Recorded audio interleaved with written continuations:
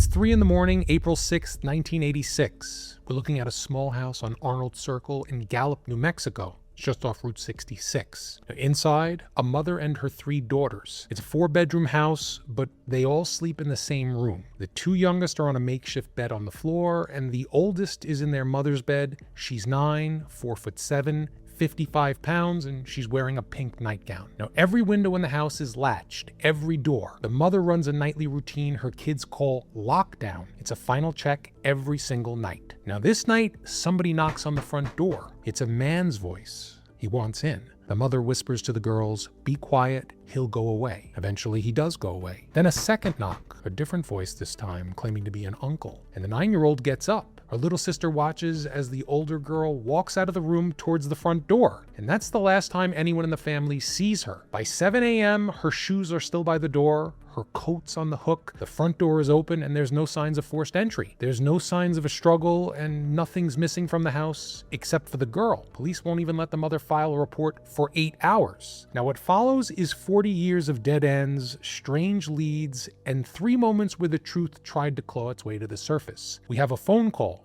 we have a napkin, and we have a confession. None of them were enough. I'm John Genoa, and you're watching America's Strangest History, broadcasting from an undisclosed location in Vermont for Season 2. And this is the story of Anthonette Cayedito. It's the girl who called for help. Stay with me.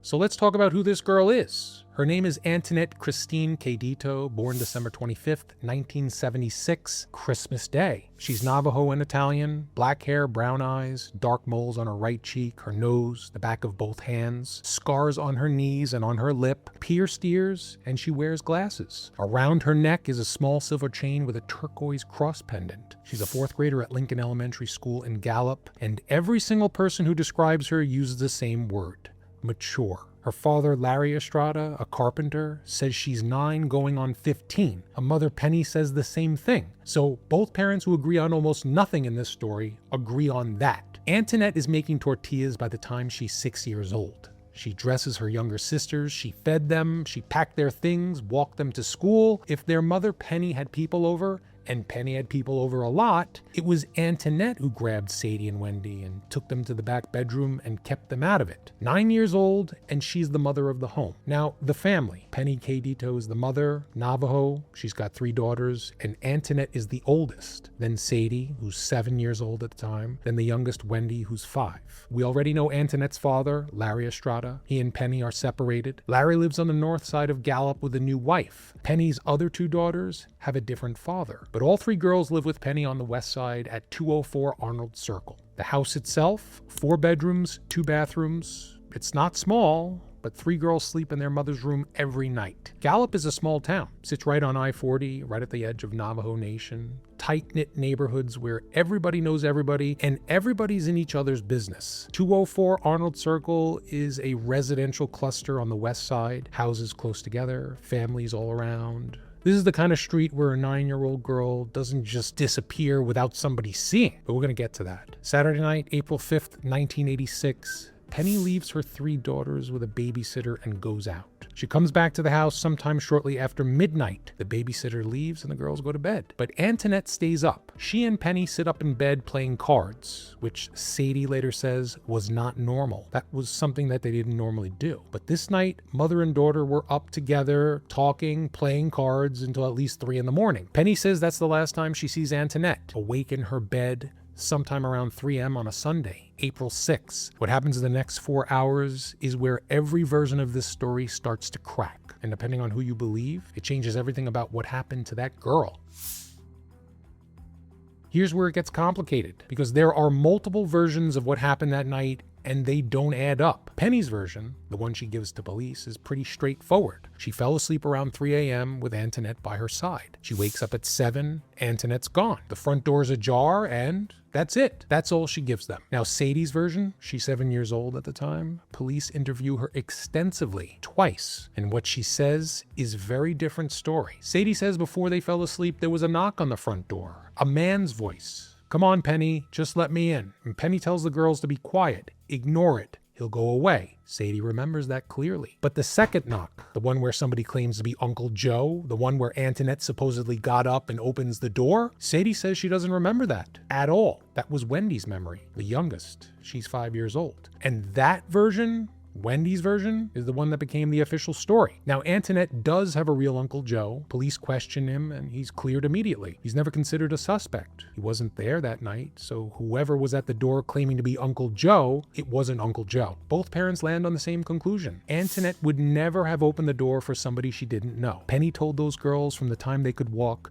you don't open the door for anyone. You ask who it is. If I'm not there, you don't answer, period. So if Anthonette opened the door, she recognized whoever was on the other side, or she was told to open it by somebody already inside the house. Now, the morning of April 6th, Penny says she walks the girls to church around 7 a.m. They search the house, under beds, behind the shower curtains, closets. Nothing. Like I mentioned, Anthonette's shoes are still by the door, her coat's still there, and the pink nightgown, the one she went to sleep in, it's not amongst her things, presumably because she's still wearing it, wherever she is. Penny says the front door was open, but there's no sign of forced entry, no busted lock, no pried screen, nothing. Penny says the girls go door to door in the neighborhood in their pajamas. They check across the street at Anthonette's best friend's house. They check with Penny's friends around the corner. Nothing. Nobody's seen her. Penny searches till around 11 in the morning, then she calls the police. And here's where the system fails for the first time. Gallup PD tells Penny that she has to wait 8 hours before filing an official missing persons report. That's their policy. So Larry Estrada, Anthonette's father, doesn't even find out his daughter is missing until the next day. Monday. He's furious. Says the police didn't even begin searching for Anthonette until the day after her disappearance, and the state police search and rescue team not called until Monday either. Meanwhile, family and friends scour the neighborhood on Sunday on their own. No police support, no search dogs, no coordination. Not surprisingly, they find nothing. No trace of Anthonette Cayedito. A 9-year-old girl in a pink nightgown vanishes from a locked house on a street full of families, and for 8 hours, nobody with a badge is even looking. By the time police finally start their investigation, whatever trail existed is already cold, and it's about to get colder. So now Gallup PD's on it. Finally, and right away, they know this is not a runaway situation. Detective Danny Ross says it publicly. We have to look at this as an abduction now. If she'd gone with someone willingly, contact would have been made by someone. We're starting at ground zero. Police Chief Frank Gonzalez expands the search to Grants and Albuquerque based on a phone tip, but won't elaborate. He says in 25 years with the city police, he's never encountered a case like this. And an 8-year-old girl with freckles and a turquoise pendant doesn't leave a lot of room for confusion. Her picture goes up on every cash register and every storefront window in Gallup. Gallup McKinley Crime Stoppers puts up a $500 award. Big money. Then it gets to 1,000 statewide. It doesn't matter. Nothing comes in. Now here's what the police are putting together behind the scenes. They didn't know it at first, but a number of people were in and out of the Cayedito house on the night before Anthonette disappeared. The information didn't come from Penny. It came later, from family members and friends. Bits and pieces that had to be pulled out of people. Detective Amos Hinshaw takes over the case. This guy spends 5 to 7 hours a week on it. He's got boxes and drawers and file cabinets all marked Cayedito. Interviews people over and over, backtracks, re-questions family, friends, neighbors, and he can't rule anybody out, including family members. His words, "My gut feeling is that some family members may not be telling us all they know. Polygraph tests are administered, and according to police, some of those family members are withholding information. They won't say who, they won't say what, but the results are noted." Then a lead drops, but it's not for Anthonette. June 2nd, 1986, about 2 months after the disappearance, police arrest a man named Wesley Daniels. He's 62 years old, lives in Mentmore, just outside Gallup. He's charged with 12 felony sex crimes against 4 boys between the ages of 9 and 11, all from Anthonette's neighborhood. His name kept coming up when detectives were talking to neighborhood kids. Detective Tony Sanchez says that they were interviewing children in the area, and Wes Daniels' name kept surfacing. They followed up, and the kids came forward. Daniels is described in the press as a former electronic sales and service technician. Penny tells police he was in the neighborhood, but she doesn't believe Anthonette knew him. She said her daughter wasn't outgoing with strangers and wouldn't have just talked to them. Police say they find no link between Daniels and Anthonette's disappearance. He's never charged in connection with it. But But think about what that arrest tells you about the neighborhood in 1986. A 62-year-old man committing felony sex crimes against children the same age as Anthonette. He's living right there, and nobody said a word until detectives started knocking on doors 2 months later. That's the environment the girls disappeared from. Meanwhile, sightings pour in. Hundreds of them. Florida, California, Nevada, Utah, Michigan, New Jersey, Pennsylvania. Every month, new reports are filed with the National Center for Missing and Exploited Children. Hinshaw says he gets at least 50 new leads at a time and spends hours sorting through them. Most are discounted fast. The descriptions are wrong, too old, too young, different from Anthonette in some major way. But there's one lead that gets everyone's attention. A teacher in Seattle reports a girl matching Anthonette's description enrolled in her school. She can't locate the girl's previous school records. She gets suspicious. A vehicle with Arizona plates is routinely seen near the school, so police investigate. The FBI gets involved for a hot minute. They think that they found her. They didn't. FBI officials later confirmed that the girl was from Saudi Arabia. She was being hidden from her family by a relative. So not Anthonette, someone else. The case is now 2.5 months old. Posters are still up in Gallup, but the leads have really dwindled. The reward never produced a single actionable tip. Larry Estrada is so frustrated, he's thinking about borrowing money to hire a private investigator. Penny's taking a different approach. She's arranged for a Navajo medicine woman to perform a handshaking ceremony at the house. It's like a psychic reading to find their daughter. Police Chief Gonzalez says the case won't be closed until we find her. And they haven't found her. But almost exactly 1 year after Anthonette vanished from that house on Arnold Circle, a phone rings inside Gallup Police Department, and a girl's voice says her name. April 12, 1987, a Sunday afternoon, almost exactly 1 year after Anthonette disappeared, a call comes into the Gallup Police Department. It's taped on police lines. A girl's voice, young, she identifies herself as Anthonette Cayedito, says she's in Albuquerque. That's about 140 miles east of Gallup. She doesn't get much further than her name because there's a scuffle in the background and then a man's voice. He sounds angry. Who said you could use the phone? There's a scream and then the line goes dead. Hello? The whole call lasts 40 seconds. 40 seconds. Police can't trace it in time. They try, but in 1987, there's no caller ID and no instant cell tower triangulation. The technology isn't there. The call's gone before they can do anything with it. Now here's what's strange about the technical side of this. The girl says she's in Albuquerque, but in 1987, 911 calls are regionalized. They route to local departments. So if the girl came into Gallup PD, it probably originated in or near Gallup, not Albuquerque. A 10-year-old girl might not know the difference. Maybe she didn't know what city she was in, or she might have been told that she was in Albuquerque. Either way, the details never been resolved. Penny listened to a recording of the call. Her reaction is immediate. It was her voice. I would know my baby's voice anywhere. That call, more than anything, convinces Penny that Anthonette is alive. She tells reporters she doesn't think whoever took her means to harm her. She thinks that they just don't know how to get her back without getting in trouble. There's no ransom demands and no further contact. Just that one moment, 40 seconds, then silence. Now, if you're keeping count, that's the first time the truth tried to claw its way out. A girl picks up a phone, says her name, and then somebody rips it away from her. Here's the second. In and around 1990, about 4 years after the disappearance, a waitress at a restaurant in Carson City, Nevada, that's about 700 miles from Gallup, notices something. A girl, early teens, sitting in a booth with a man and a woman. The couple is described as unkempt, disheveled. The girl keeps dropping her fork. Every time the waitress bends down to pick it up, the girl squeezes her hand. Now think about that. She's not saying a word or making a scene. She's finding a way to communicate without the couple at the table knowing. She's 13 or 14 years old, and she's doing the only thing she can.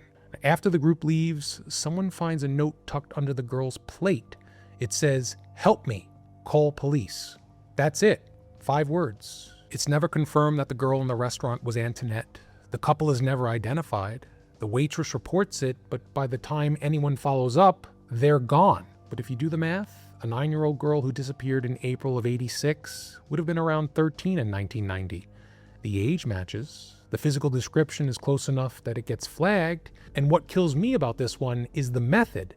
She didn't scream, she didn't run. She communicated in the most careful, deliberate way she could. A squeeze of the hand and 5 words on a napkin, like she knew that if she made the wrong move, she wouldn't get another chance. That's a little girl who's been in this situation long enough to know the rules. Meanwhile, back in Gallup, the years have passed. Penny moves from her 4-bedroom house on Arnold Circle to a smaller place down the street. She says that there were too many memories, but she can't get away from it. She has a poster of Anthonette taped to her front door. Another one's perched near the top of her Christmas tree. Anthonette's 11th birthday, Christmas Day, 1987, it passes without her. Penny repeatedly calls her middle daughter Anthonette by mistake. Anthonette, that's the name Sadie goes by later, she's now 9 years old, the same age Anthonette was when she disappeared. Unsolved Mysteries picks up the story, Robert Stack doing what Robert Stack does best. Anthonette's face goes national. The case gets picked up and filed by NCMEC. Age-progressed images are generated. The FBI's involved. Retired agent Harlan Kaufman, who worked out of the Gallup field office, later describes taking a photo of Anthonette off an otherwise barren bulletin board and never being able to forget it. All of these eyes on the case, all of these resources, national television, federal agents, hundreds of sightings, a 911 call from a girl who says her own name, a napkin in a restaurant begging for help, and still nothing. For 8 years, nothing. Then in 1994, Anthonette's mother walks into the FBI office, and what she tells them is groundbreaking. Penny Cayedito sits down with the FBI. Now, we don't know how this meeting came about, whether Penny walked in voluntarily or whether the FBI brought her in. What we do know is what she said when she got there, because it's in the federal report. And that report's a bombshell. According to the documents obtained by the Gallup Police Department case file, one of the first things Penny says to the agents is this: "What would happen if I told you that I was involved along with Emo?" Emo's short for Emiliano Gardella. Now, if that name doesn't mean anything to you yet, it's about to, because there's a second name in that report too: Ronald Perry. Those are the 2 men named in what investigators describe as Penny's possible confession to the FBI. So let's talk about who these guys are. Emiliano Gardello, Emo for short. In the days leading up to Anthonette's disappearance, this man was coming to the Cayedito home. He didn't come alone at first. He always came with another man, Ronald Perry. Perry was Penny's best friend, always at the house, always at the parties. He's the one who introduced Emo to the family. But here's where it gets dark. Emo wasn't visiting Penny. He was visiting for Anthonette. He brought the 9-year-old girl flowers and gifts. He showed up at the house and paid attention to her. Sadie remembers it clearly. She says one night, before the disappearance, Emo showed up while Penny was getting ready in the back of the house. He was alone in the front room with the girls, and he had Anthonette in his lap. Sadie says Anthonette was scared. So Sadie, 7 years old, grabbed her sister and pulled her off his lap. They went to Anthonette's room. Now think about that. A 7-year-old recognizing something wrong that the adults in the house apparently didn't, or wouldn't. Emo gave Anthonette a necklace. It's a small silver chain with a turquoise bear pendant. After Anthonette disappeared, Penny kept that necklace on a shrine she built in the house. An open Bible, the necklace, trinkets left by people that came to pay their respects. Curious, to build a shrine around a gift from a man she'll later tell the FBI was involved in her disappearance. Now Ronald Perry, Penny's best friend. He and Penny were inseparable. When Penny partied, Ron was there. His kids played with Penny's kids. Sadie remembers going to Ron's house. And then Anthonette vanishes, and both men disappear from Penny's life completely. Ron stops coming around. Emo's gone. No more visits. No more contact. Sadie noticed. She was 7 years old, and she noticed. According to the FBI report, the Bureau extradited Emo from California and brought Ronald Perry in for questioning alongside Perry. All 3 of them went through the process. Penny later told Sadie they were all polygraphed and that those 2 failed miserably, but she never told Sadie what she herself said to the FBI that day. Not a word.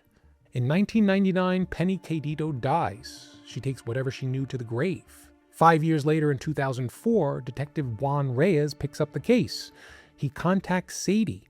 She's now an adult. He takes DNA for the first time. And he's the only one who finally tells Sadie about her mother's confession. This is what Penny told the FBI.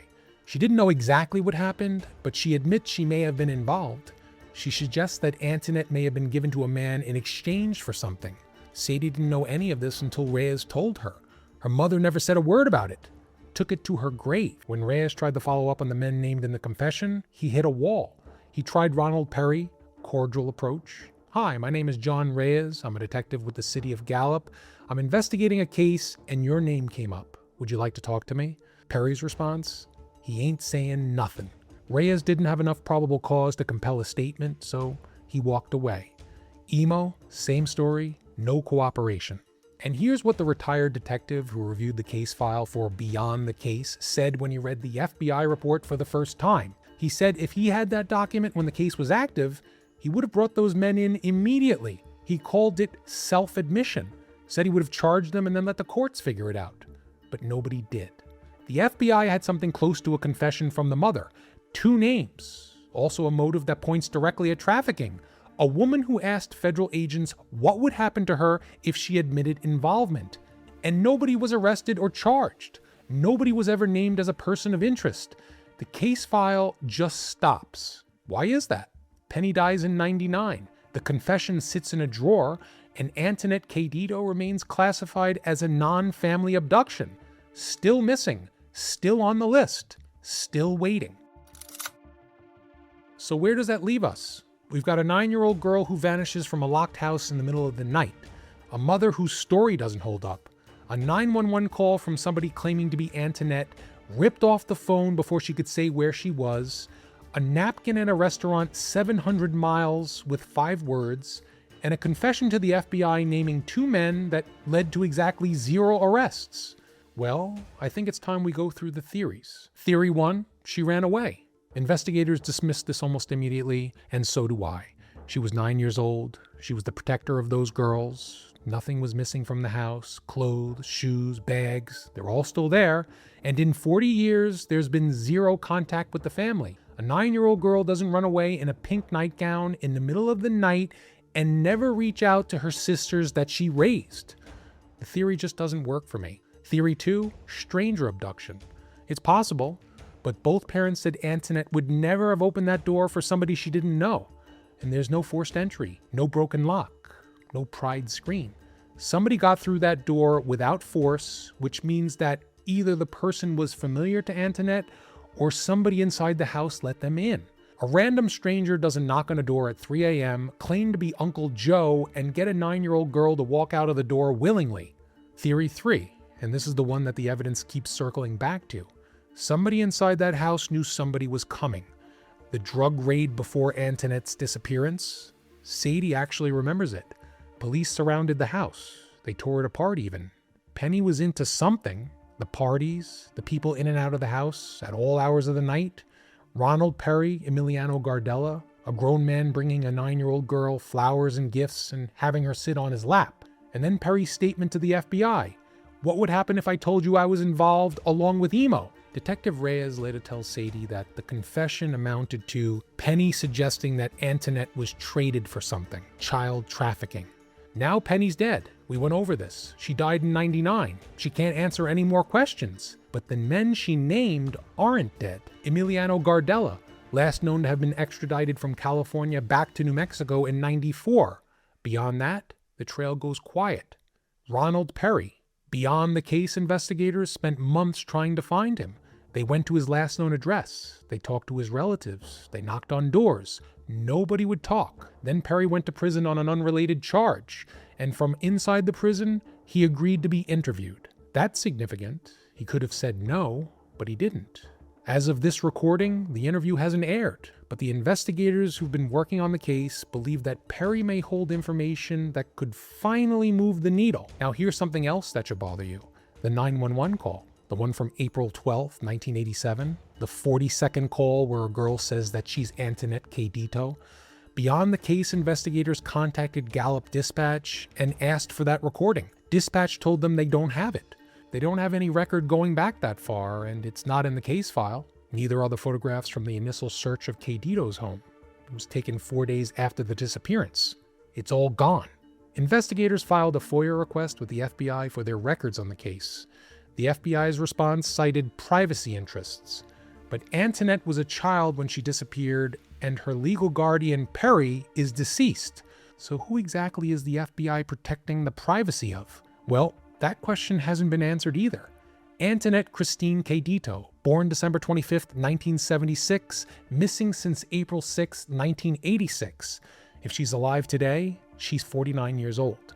The FBI and Gallup PD still consider this an active case. It's the oldest missing and murdered Indigenous case being investigated by the FBI in New Mexico.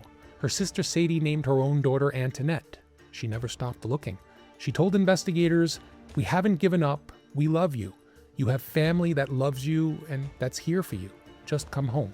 The 911 call, the napkin, the confession. 3 moments where the truth tried to break out. 3 moments where someone, maybe Anthonette herself, reached out for help. And 3 moments where nobody caught her. I'm John Genoa. This is America's Strangest History. Thanks for watching.